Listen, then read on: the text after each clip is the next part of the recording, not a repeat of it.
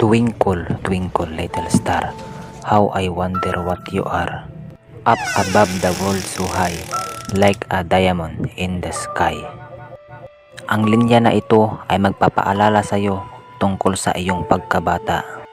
Ngunit para sa akin, ang linyang ito ay magkasing kahulugan ng panginginig sa takot.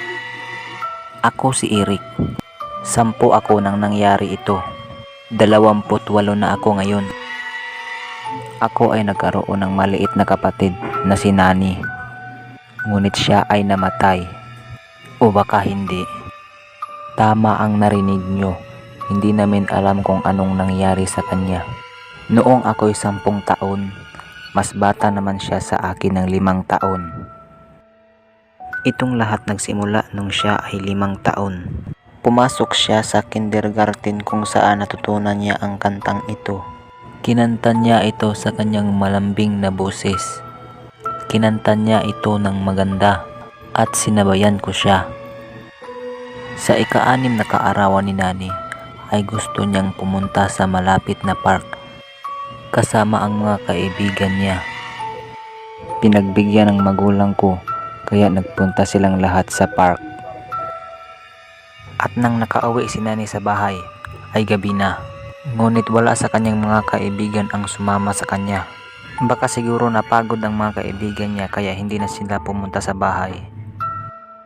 Ganon pa man ay naghanda kami para sa kanyang kaarawan. Hiniwa niya ang cake at pinagdiwang naming lahat ang kanyang kaarawan. Ilang sandali pa ay tinapo ni Nani ang kanyang plato at nagsimulang kumuha ng manok. Nagulat kaming lahat dahil alam namin na ayaw ni Nani ng manok. Sa kauna-unahang pagkakataon ay kumain siya ng manok at kumain ng parang hayop. Ito ay nakakakilabot. Si Nani ay pumasok sa kanyang kwarto. Pero nakakalito dahil hindi naman siya makatulog ng mag-isa. Akala namin baka gusto lang niyang matulog ng mag-isa katulad ng ibang bata. Pero ang kanyang paraan ng pagkain, hindi ko malilimutan at hindi ako makatulog. Naririnig ko din ang mga kakaibang tunog ng gabing iyon. Takot ako sa maliit kong kapatid. Alam ko na nakatutuwa ito, pero 10 taon pa lang ako noon. Sa oras ng agahan ay ang aking kapatid ay bumaba ng naka-make up at lumakad siya na parang isang dalaga. Sinabi ko sa sarili ko na hindi ito maaaring maging kapatid ko. Ibang-iba na siya. Niyayakap niya ako tuwing umaga at bumabati ng good night araw-araw. Ngunit hindi niya ako binati ng good night gabi-gabi at good morning araw-araw. Napansin din ng mga magulang ko ang lahat. Kaya tinawag nila ako sa kanilang kwarto at nagtanong sa akin na pumunta sa alinman sa kaibigan ni Nani at tanungin mo kung ano ang nangyayari sa park. Kaya pinuntahan ko ang bahay nila Ruby. Siya ang matalik na kaibigan ni Nani at ito ang sinabi niya. Hindi kami pumunta sa park dahil maraming tao. Kaya nagdesisyon kami na maglaro na lang sa bukirin. At aksidenteng napunta ang bola sa matandang puno. Pumunta si Nani upang dalhin ito pabalik. Sa halip ay bumalik siya sa amin, ay tumitig siya sa matandang puno. Tinawag namin siya, ngunit hindi siya nakinig sa amin. Tumitig lang siya sa puno. At nang lumapit kami sa kanya ay sinabi niya na umuwi na kami. Natakot kami dahil nanlilisik ang kanyang mata at kakaiba ang kanyang boses na para bang may ibang tao sa kanyang katawan. Dahil sa takot naman ay tumakbo kami palayo sa kanya. Umuwi ako at sinabi ko sa mga magulang ko ang lahat. Natakot kaming lahat at nag-alala sa kung ano ang mangyayari kay Nani.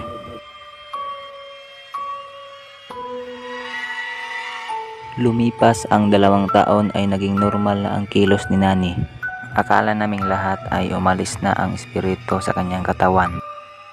Hanggang sa kinagabihan, habang umalis ang mga magulang ko para sa kanilang trabaho, ay kami lang ni Nani ang naiwan sa bahay. Habang ako ay nanonood ng TV, ay bigla na lang umawit si Nani sa kanyang paboritong kanta.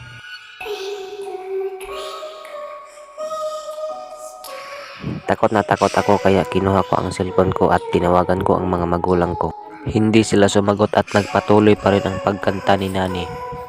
Nakakatakot ang kanyang boses na para bang isang multo. Ilang oras ang lumipas ay dumating na rin sa wakas sila mama at papa. Tumakbo ako papunta sa kanila at niyakap ko si mama. Kwento ko sa kanila ang lahat ng bagay habang si Nani ay nakatingin sa amin na para bang walang nangyari. Inilagay si Nani sa kandungan ng aking ama at tinanong kung sino ang kanyang kasama at ang sagot niya ay si JC. Nagulat kaming lahat dahil wala sa amin ang nakakakilala kay JC. Tinanong ulit ng aking ama na kung sakaling saktan siya, ngunit sinabi niyang kaibigan niya si JC at palagi itong nakikipaglaro sa kanya. Ang sumunod na linyang sinabi niya ay napaiyak ang aming mama dahil sinabi niyang 2 taong magkaibigan na sila ni JC. At nang tinanong siya ulit ni Papa na kung saan si JC nakatira, ay dinala niya kami sa kanyang silid at kinuha ang manika. At sinabing, "Tingnan mo Papa, Mama, ito ang kaibigan ko na si JC."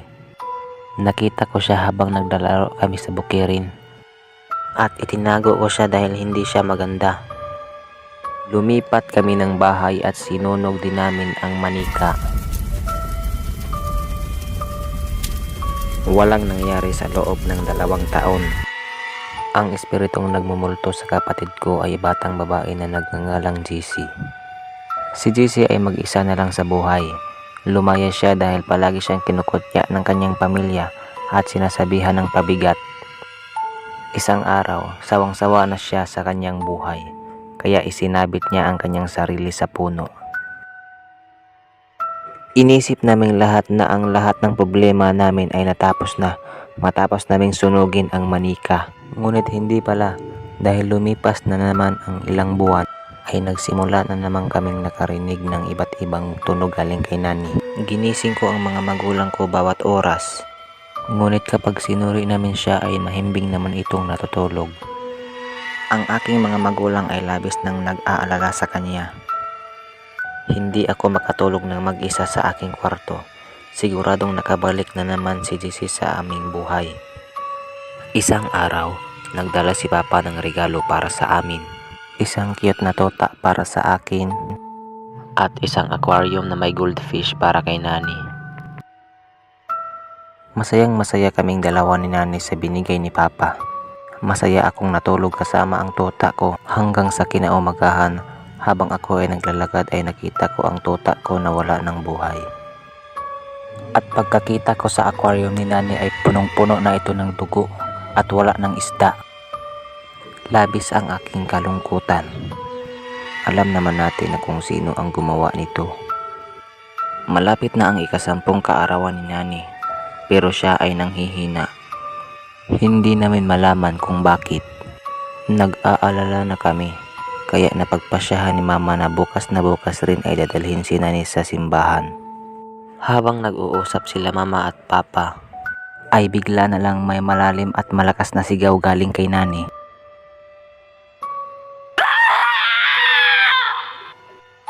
Sumugod kami sa kwarto ni Nani. Ngunit pagpunta namin ay wala na siya dun.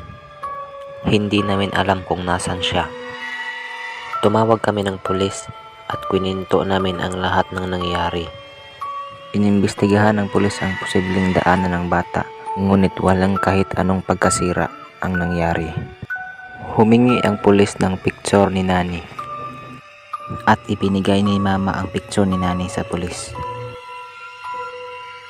Habang ako ay pumasok sa kwarto ni Nani, ay nakita ko siyang nakatalikod at hawak-hawak niya ang manikang sinunog namin.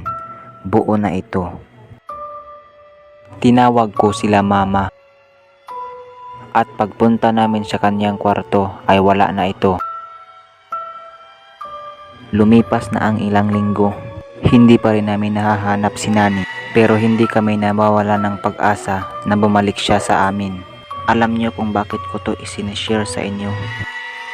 Dahil ito ang kanyang ika-23 kaarawan. Happy birthday Nani!